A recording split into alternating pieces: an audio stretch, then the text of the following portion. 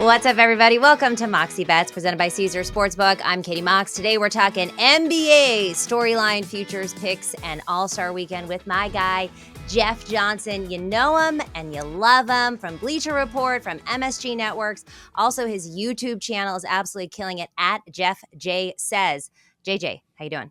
Doing well. How about yourself? I'm happy to be back on the show and talk some NBA. I'm loving it. I'm loving the season and loving your show and loving to be back. So how's everything with you? Well, you know,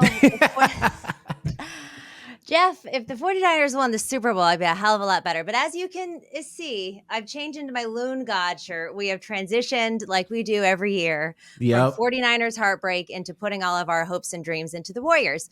What could be wrong with that this season, Jeff? I mean, this might have been the time where you might have wanted to get to the All-Star break. Where everybody's limping and it feels like the Warriors have had a reality series type situation going on. So yeah, it's kind of been like that the last few years. You know, they've struggled out the gate, and then all of a sudden, look, if the Warriors get into the postseason, they're always a threat, you know, just like the Chiefs. And, you know, we didn't know if the Chiefs were going to make the postseason, and look at them now, another Super Bowl under their belt. But how about those Knicks? yeah, I mean, you talk about getting to the All-Star break. They got their they're getting their crawling and limping and rolling and just trying to get there. They finally got to the All-Star break. You talk about wanting to break. I think the fan base, the players, the coaches, we all can use a rest. The injury bug has hit them kind of hard, and this is the perfect time to relax, relate, release, and reset for the second half of the season or the last third, depending on if you want to do the math. So, but overall, there's a lot of great prospects. A lot of great prospects. I felt like the Knicks started really, really hot. And then, I mean, this injury bug hits everybody in and around this time. So hopefully everybody takes this week off, heals up, and comes back stronger. So let's look at the, up to this point, obviously NBA trade deadline, always an exciting time. It's a time where your phone is going off every 5 seconds. Like, what, where, huh? Who? Them too?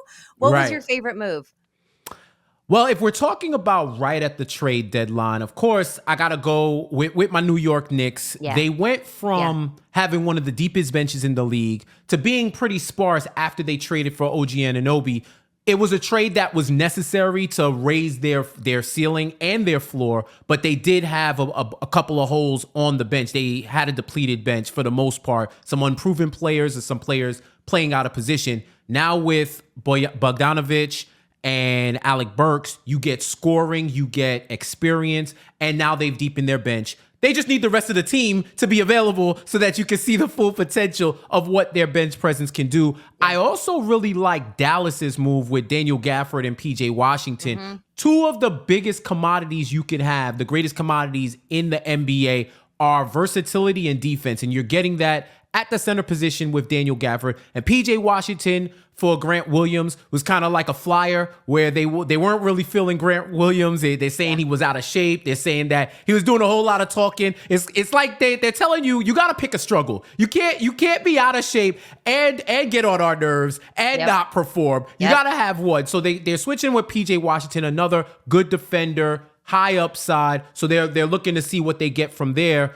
Sacrificed a little bit of their future with the picks, but they're worried about today because Luka's option is up in 2026. I think he has a player option, so they're looking to make him appealing to stay. And I also like the Suns getting Royce O'Neal. They needed a 3-and-D wing. If there was a team that needed depth, it is the Phoenix Suns, and they got that with Royce O'Neal. So I like those. I like those at the deadline moves.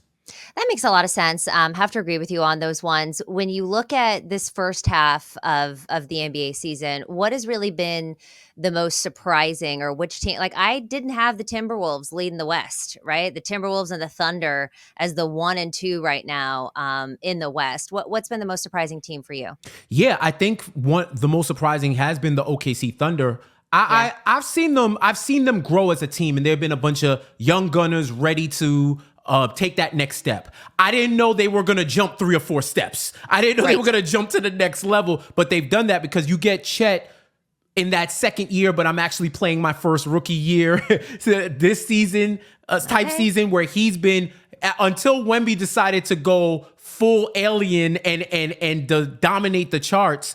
He's been in contention for Rookie of the Year for most of the season with Wemby, along with Shai Gilgeous-Alexander making that MVP level jump. Jay Will, who I think is underrated, even with all the praise that he's getting, he's been underrated. He's a scorer, he's a dog, he's somebody that complements that team really well. And they just got a bunch of young guys who don't care, who don't know that they're not supposed to be this good at this time. And it seems like Sam Presti's master plan is finally coming to fruition. So I think for them, in terms of on the good side, OKC, who at one point was the number one seed in the West, right below Minnesota, who I didn't think was going to be leading the West either. So they could be neck and neck. It's like flip a coin right there. Which is, so wild. All right, so that's who surprised you for the better. Like anyone that surprised you for the worse, but you're like, man, how are they doing that bad? I mean, could be the Warriors, to be honest. Although we're getting better. Yeah, they did get better. It would, if you asked me this question 2 weeks ago, it would have been Golden State. I think for me, it's Memphis. And injuries decimated their team, completely decimated their team. I thought they would be able to hang on until Ja got back, but I expected Ja to be back. So for him having a season-ending injury, and then they've had injuries to Bane, they have injuries to Marcus Smart, like even Jaren Jackson Jr. They've had to suffer with it to the point where they've had like the replacements. It felt like they were doing tryouts to get people to step up, but they've had a lot of guys that have been showing up and showing out. So, they're playing with who they got, but 19-36, I believe was their record last time I checked. I didn't expect that from the Grizzlies. Well, I agree with you, but they kind of remind me a little bit, if we're talking in NFL terms, of the Browns, right? You're losing everybody, but you're still gritty, and it's like next man up, and they're still grinding out. They're playing tonight, so we'll talk about that coming up here pretty soon. Now, I do have to ask you about my Warriors, right? Because they've won 4 in a row. I believe they've won like 6 of their last 7 or something. Are they back?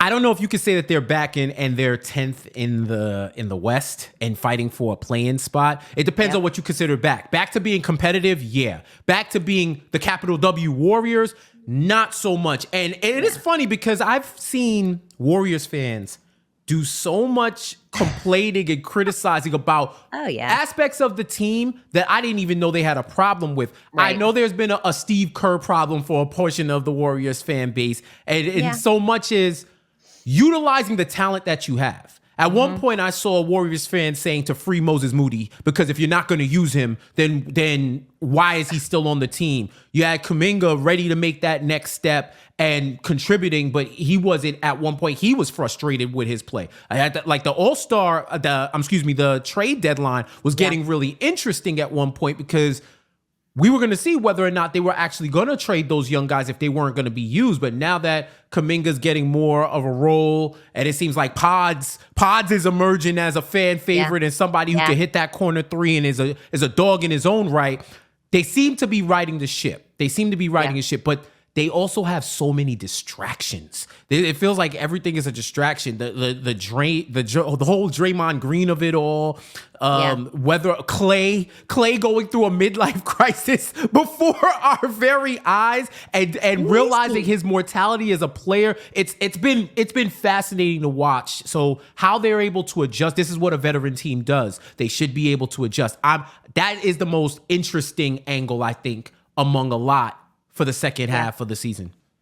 Well, and I agree with everything that you said. Like when you look at this Warriors team, like the dynasty of the Warriors, the big 3 with Clay and Curry and Green, that's kind of over, I think, right? And but as long as Curry's scoring 25 points, this Warriors team is winning. I mean, I feel like everything sets on. So I've even seen some Warrior fans being like, free Steph Curry. You know what I mean? Like, you're ruining his legacy. It's like the man has won 4 rings. Okay. He's a threat. Like sad. And he's fine. And I think he likes living in the Bay Area and whatever. It's like, not like we're ruining the best years of Steph Curry.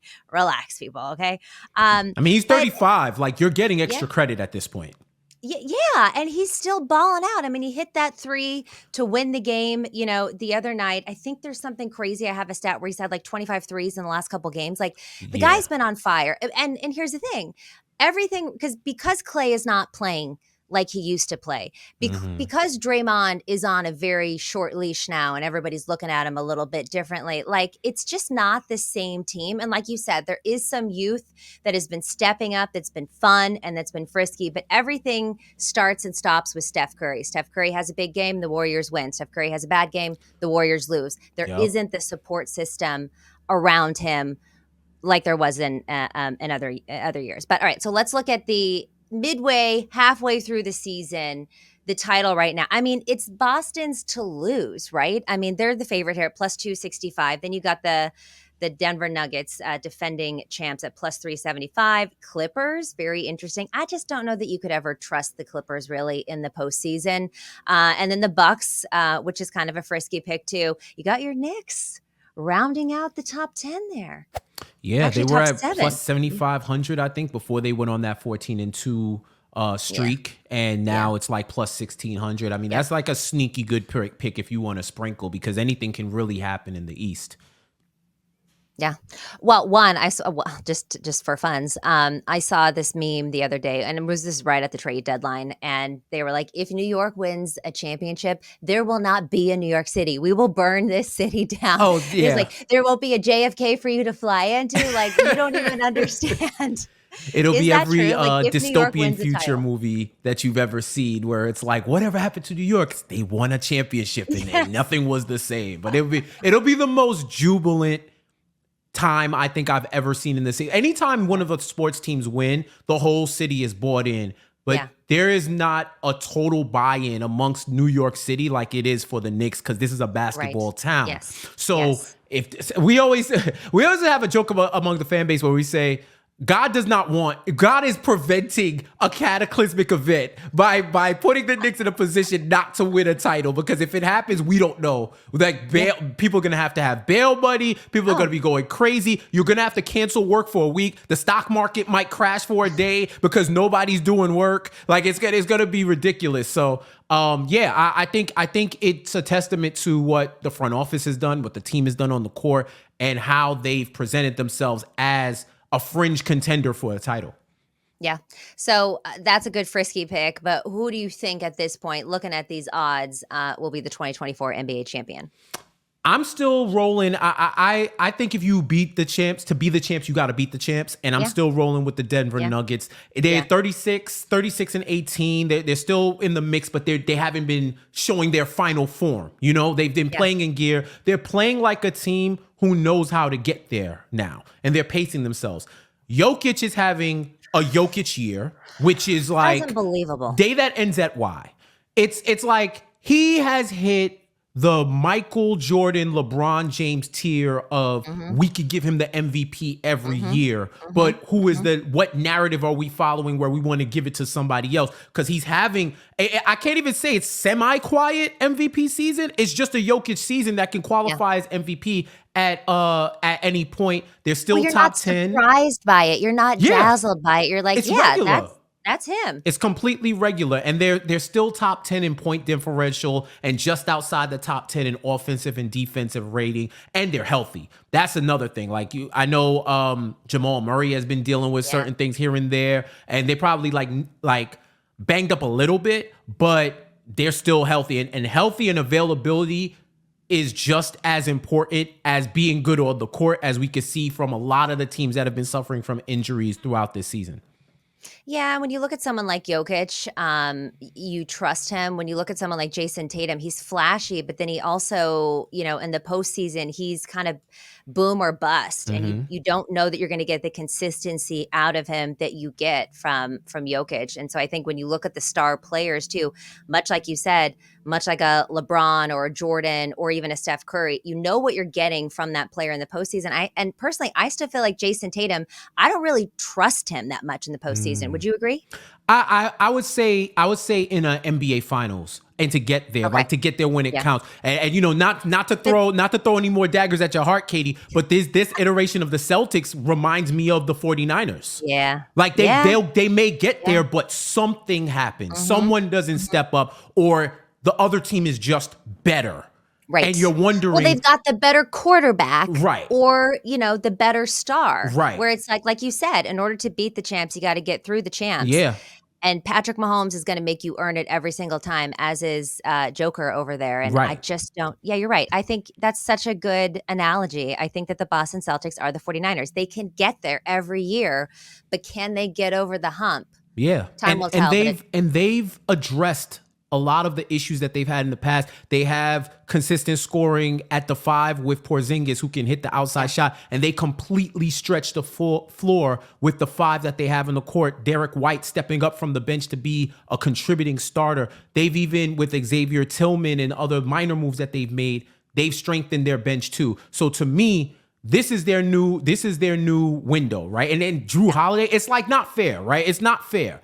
But if you don't win it now, then what do we say?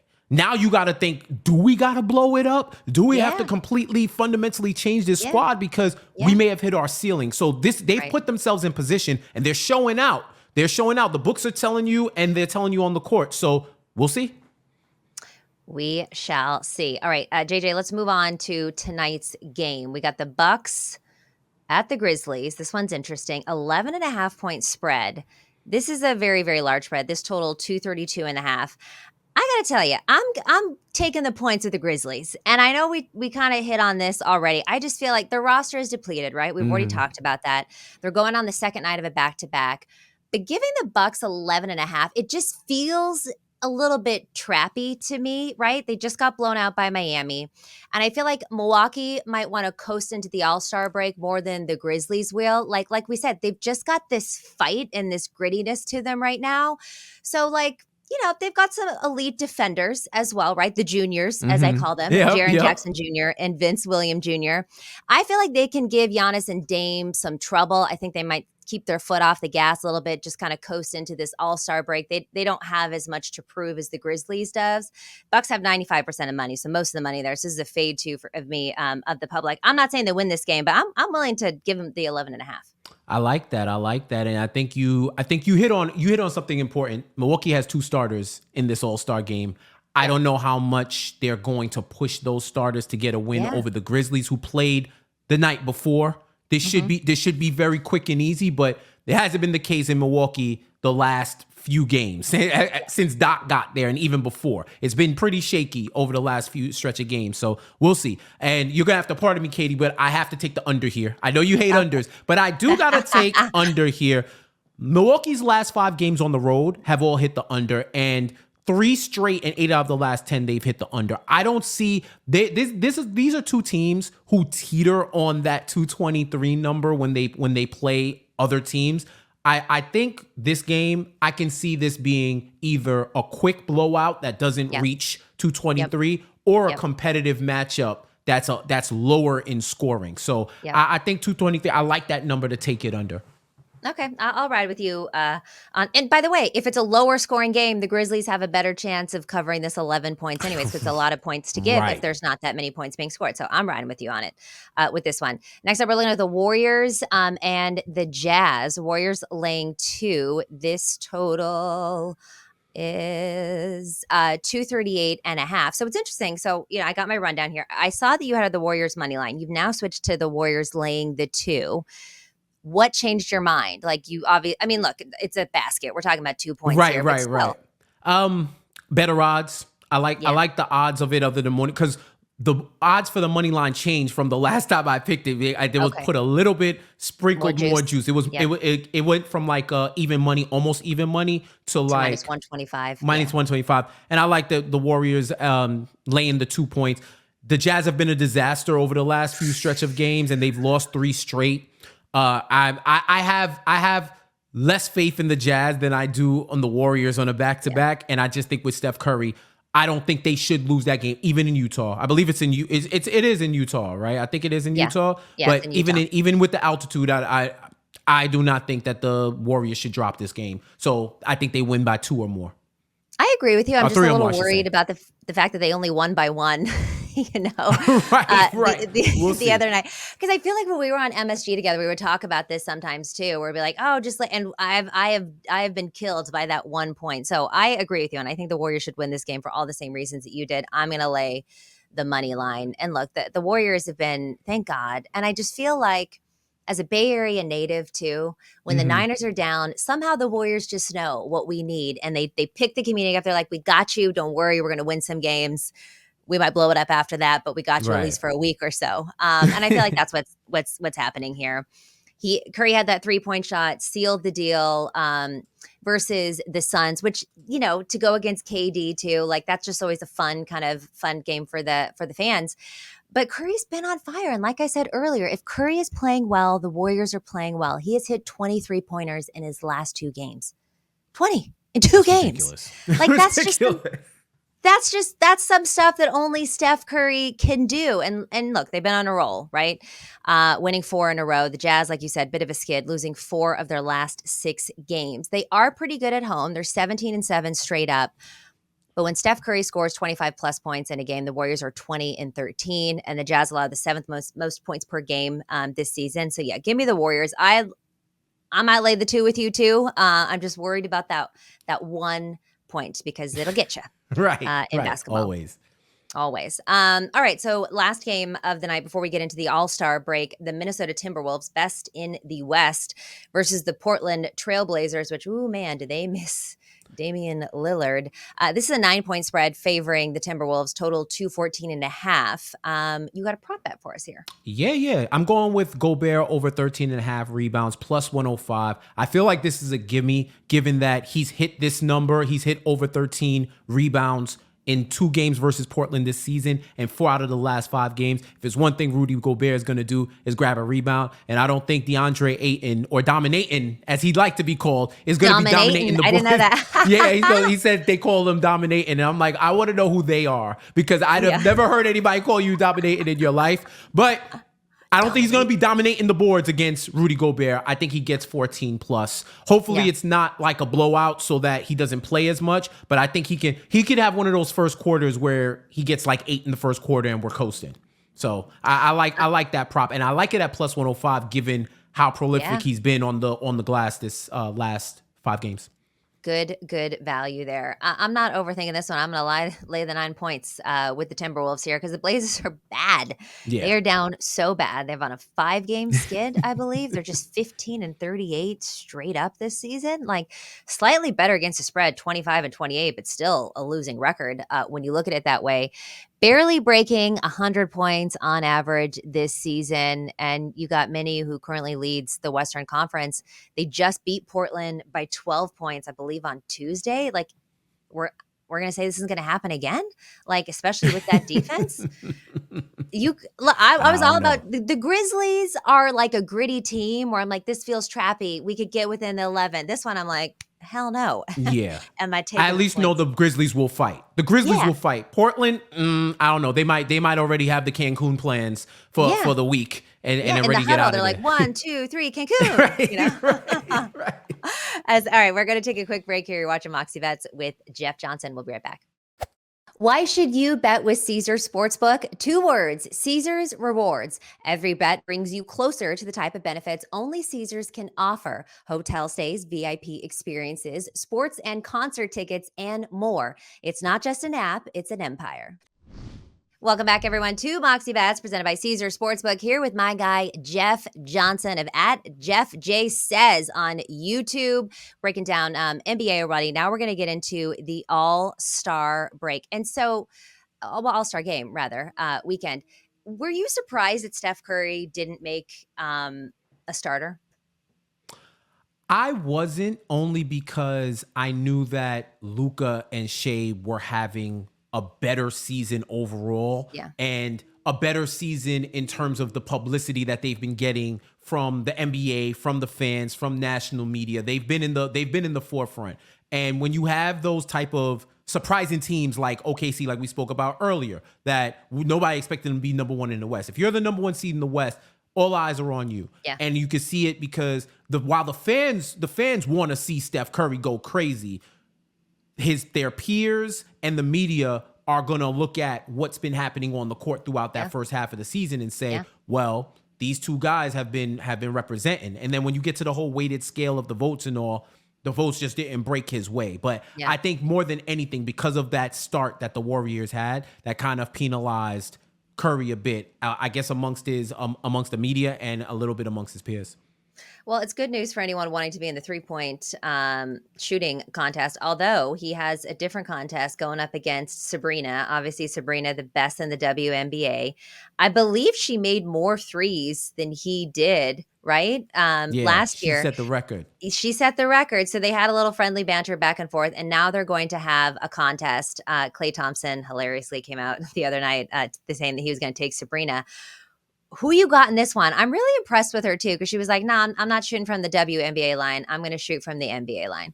Yeah, because she shoots like that regularly. Yeah, like she has unlimited range. I put it to you like this: if you were giving me a good number to pick Sabrina money line, I take it. Yeah. Because she's shooting with the WNBA balls and Steph is shooting with the NBA balls. So she's shooting with a familiar ball. Yep. Now, if she went full NBA with it. Honestly, for anyone that's like, oh, not the same ball, that's fair. If you're used to shooting with a ball, you're not going to all of a sudden get a bigger ball. Right. If you gave Steph the WNBA ball, he would be off. Because he's used to the weight and the physics of shooting with an NBA ball. So I think that is good to like make it an even playing field. Same line, the balls that you use to shoot with. So I think that's good. So given all of that, I would take Sabrina, because one thing about when you watch women's basketball, fundamentally, these women are sound across international, domestic, they are fundamentally sound. So this is the type of thing, it's to compensate because everyone isn't a high flyer. They can't rely on straight athleticism alone. So you got to be as tight with your dribbling, your handle. That's why it's such a beautiful game to watch with women's hoops, because they're getting to it like you were watching at the park, or you were watching on all levels. Like, I like that competition, right? So with her, she's been somebody who's used to national spotlight and these moments, so she's not going to get rattled. I think it's going to be close. I wouldn't be surprised if Steph is the favorite, because he is the greatest shooter, I think, on the planet, and whoever's been born. Yeah. But Sabrina, I think, especially with those, it depends on where she puts the money ball rack and how she hits those hot spots, because she was canning those hot spots in the WNBA shootout. I said I would pick Sabrina because I would take that. Like, if you were giving me like plus 350, I'm riding with it. With it. I wouldn't be mad if I lost either way, because I have that much confidence that she's going to make this more than interesting. I agree that she's going to make this more than interesting. I just don't know if I could bet against Steph Curry in a 3-point contest. But what I love about this, and I was reading an article that she had said too, is this: it really puts the WNBA and the NBA on the same playing field, because like they're doing the same exact thing.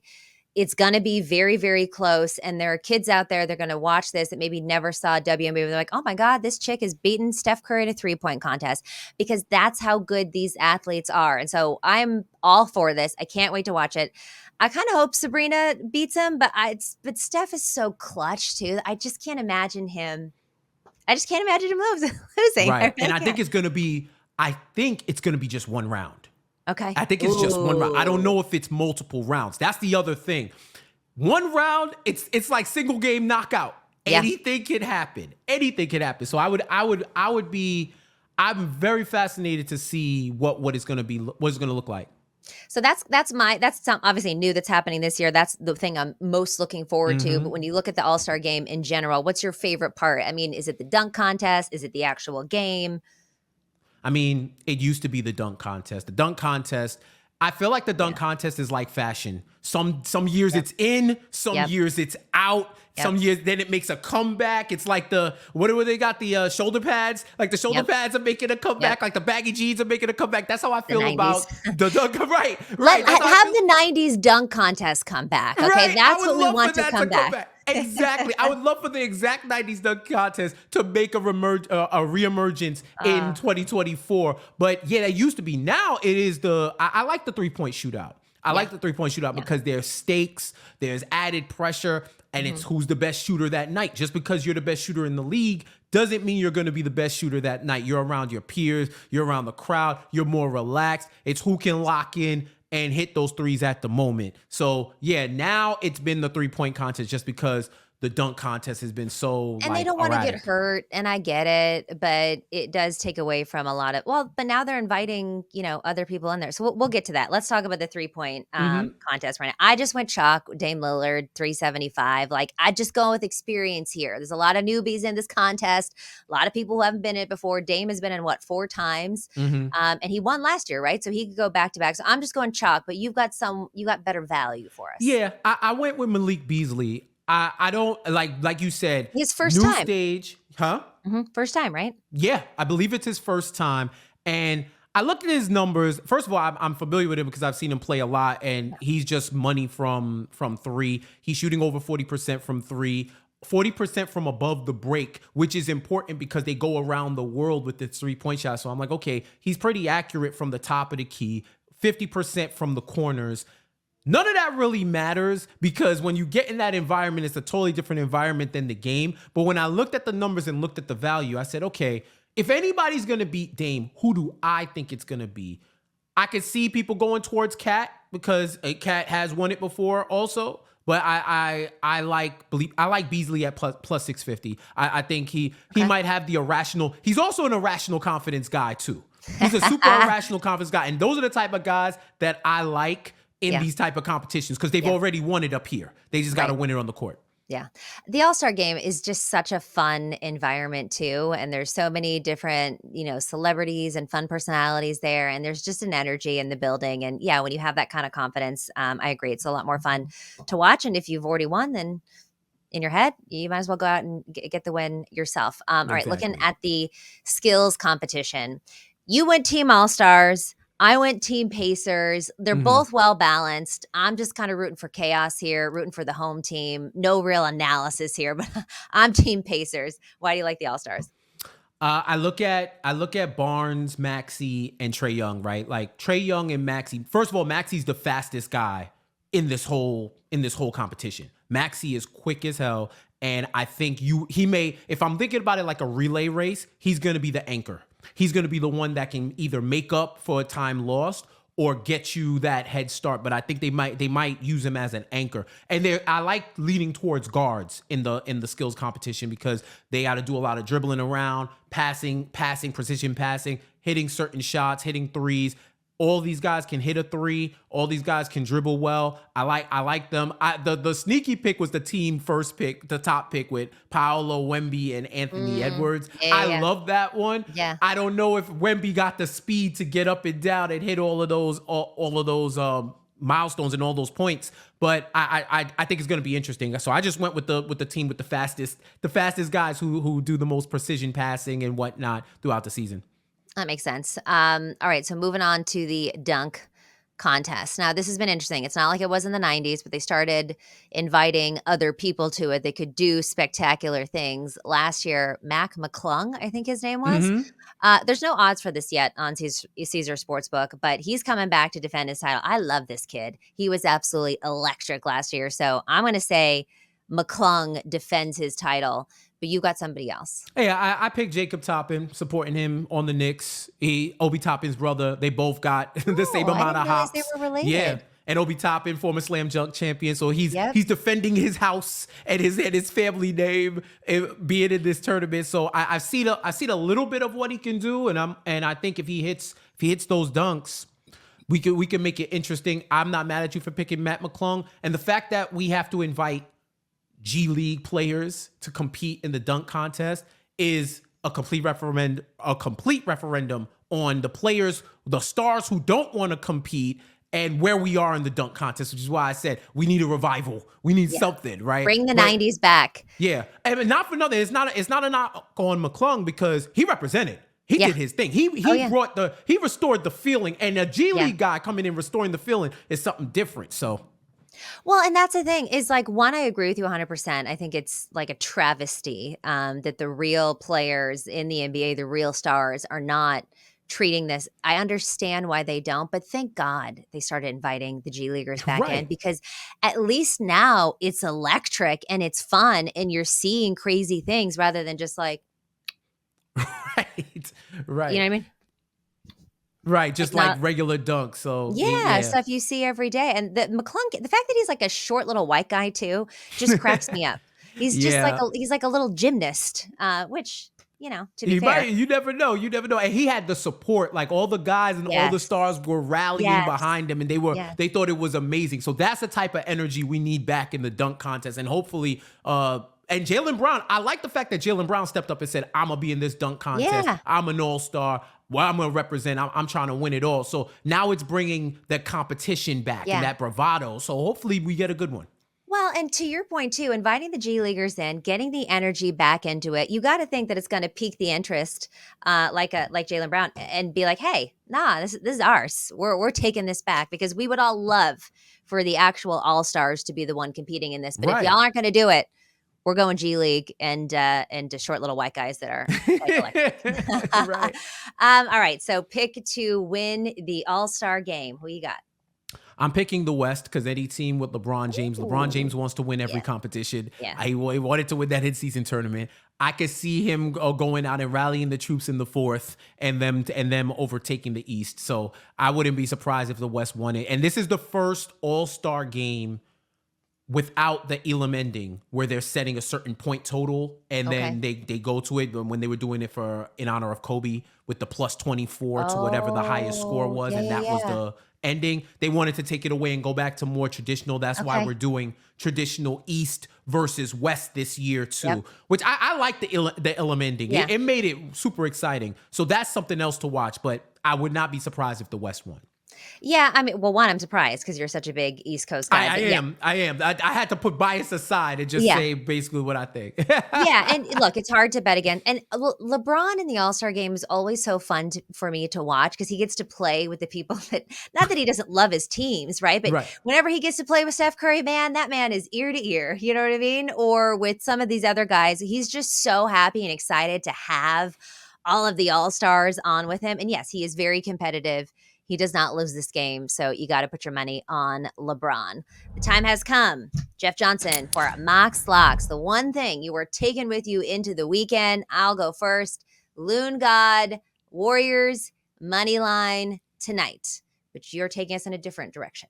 Oh, yeah. I'm staying with the All-Star game. Tyrese Halliburton, whatever his over on points is, I'm taking the over. The game is in Indiana. He's in his hometown. He's representing. He is going to put on a show. I don't even know what his assist number. They might make his assist number 30, the way he can dish out assists. But whatever his over on points is, I'm taking it because I think he's going to want to put on a show for his home squad. Okay, that is very, very sharp analysis. All right, Jeff, though, talk to us about your YouTube channel. It's blowing up. You're doing so good. I'm so proud of you. Obviously, you're talking sports. You're talking pop culture. Tell me a little bit more about it. Yeah, sports culture commentary is our log line, and I'm talking about the NBA. We're doing sports betting, of course. Yes. I got my Knicks section going on for the Knicks fans as well, and just talking about culture in general, the intersections of everything you love about sports and everything you love about pop culture in one place from my perspective. Thank you to everybody who supports. So if you talk about the NBA, you like a little sports betting, and you like some of the other interests that you have to intersect in one place, I'm the place to look at it.